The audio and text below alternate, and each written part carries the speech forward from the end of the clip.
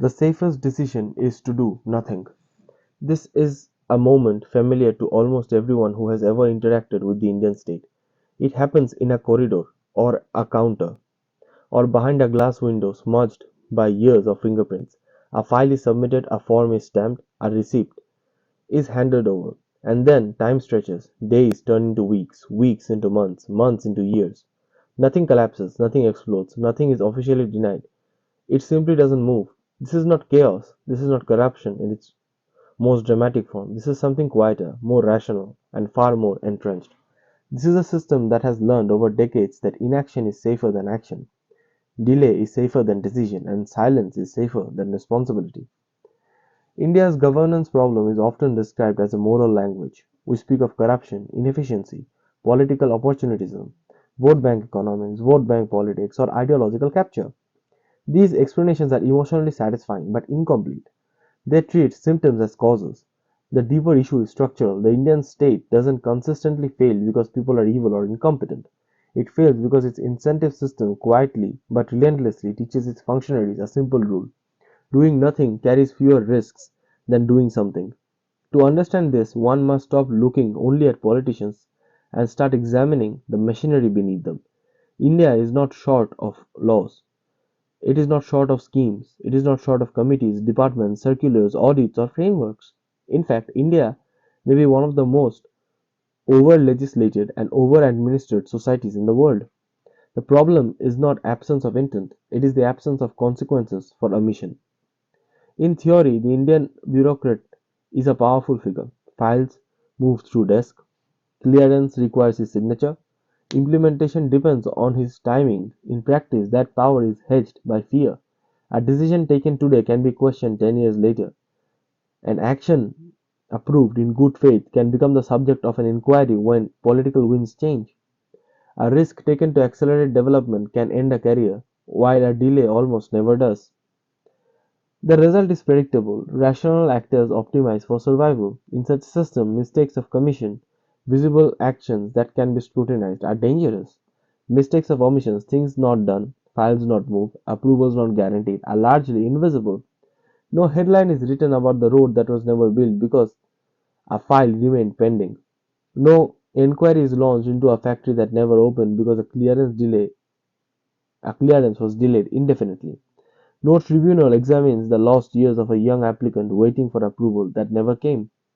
Delay has no author. Failure without action has no signature. Over time, this creates a bureaucratic culture where initiative is punished and caution is rewarded. The safest bureaucrat is not the most competent one, but the least visible one. But the least visible one. The most successful officer is not the one who solves problems, but the one who avoids ownership of them. Political leadership, even when strong, runs into this wall repeatedly. A prime minister can announce reforms, launch programs, set targets, make speeches, but implementation is a different battlefield altogether. Power in a democracy is fragmented by design, and administrative continuity often outlasts political will. Ministers come and go, files remain. This is why even decisive leaders encounter limits. They can push, but they cannot monitor every delay. They can threaten, but they cannot punish what cannot be easily proven. They can reform laws, but they cannot instantly rewrite incentive structure embedded over generations. The welfare versus growth debate often misses this dimension. Arguments rage over whether India is becoming a welfare state, whether subsidies are fiscally sustainable, whether fee schemes distort incentives, where debt levels are worrying. There are legitimate questions, but beneath them lies a more uncomfortable truth. Even growth oriented policies fail when execution is paralyzed. Infrastructure spending, for example, is often held up as an alternative to cash transfers. Build roads instead of distributing money, create assets instead of entitlements, generate employment through construction rather than consumption. On paper, this makes sense. In practice, infrastructure projects are precisely where bureaucratic risk aversion is highest.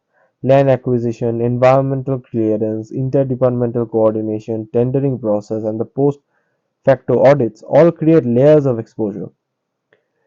A wrong signal can haunt an officer for decades. The rational response is delay. Welfare schemes, by contrast, are administratively simple. Money is transferred directly, responsibility is diffuse, political ownership is clear, administrative discretion is limited.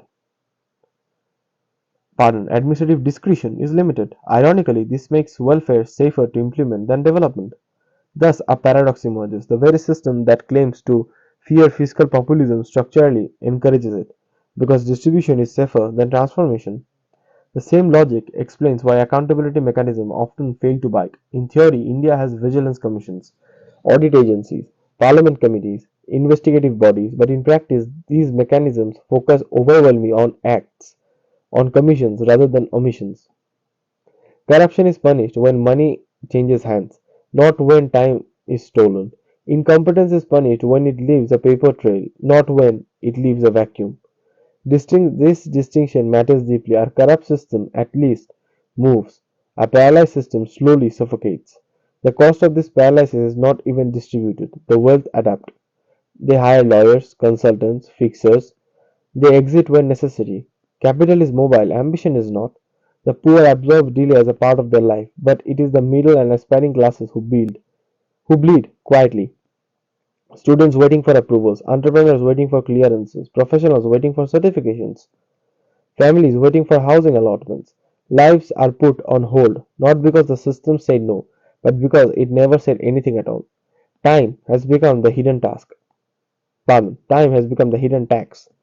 Democracy complicates reform further. Accountability in a democratic system is primarily political, not administrative. Voters punish governments, not clerks.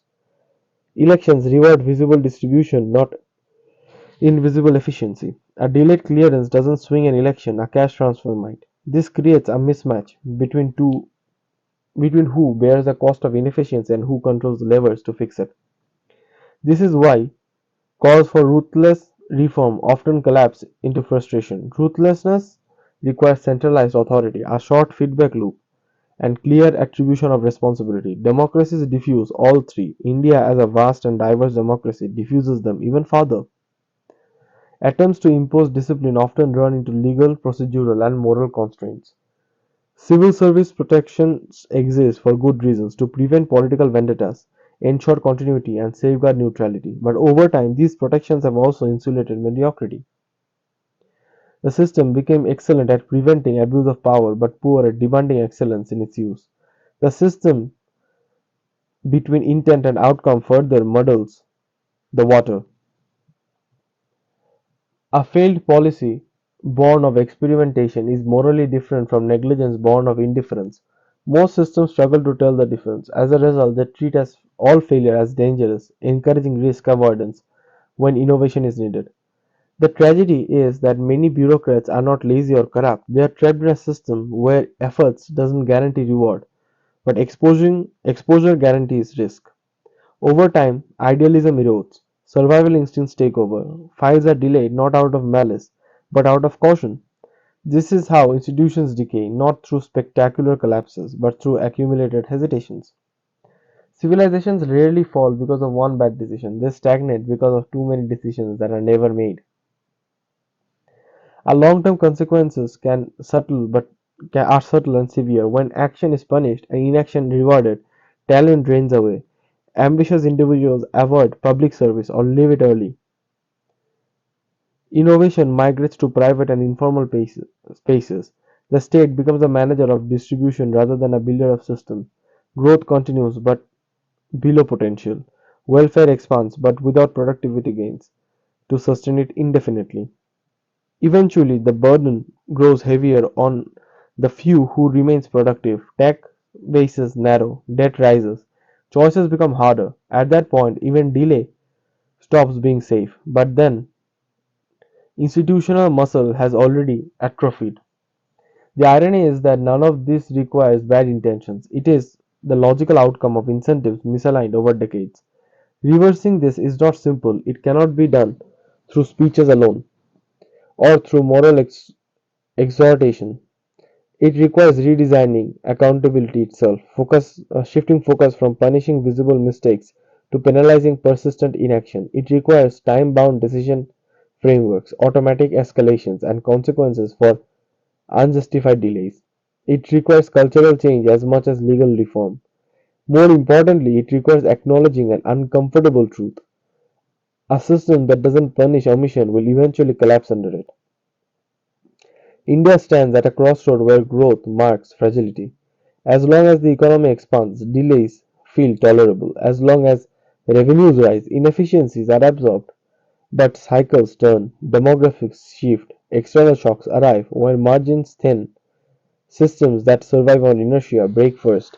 The file that never moved will eventually matter. The question is not whether India has the capacity to reform, but the question is whether it can summon the will to redesign incentives in a way that makes action safer rather than inaction, responsibility safer than evasion, and time as valuable as money. Until then, the safest decision will remain the same: do absolutely nothing.